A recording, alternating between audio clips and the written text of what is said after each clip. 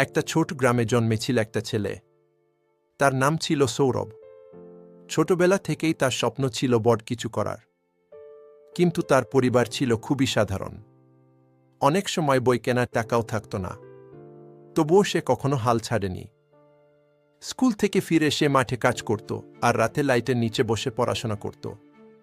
অনেক মানুষ তাকে বলতো, তুই পারবি না, এটা তোর দ্বারা হবে না। কিন্তু সে তাদের কথায় কান দেয়নি।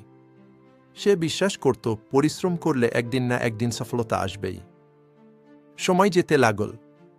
ছোট্ট ছেলেটা বড় হতে লাগল।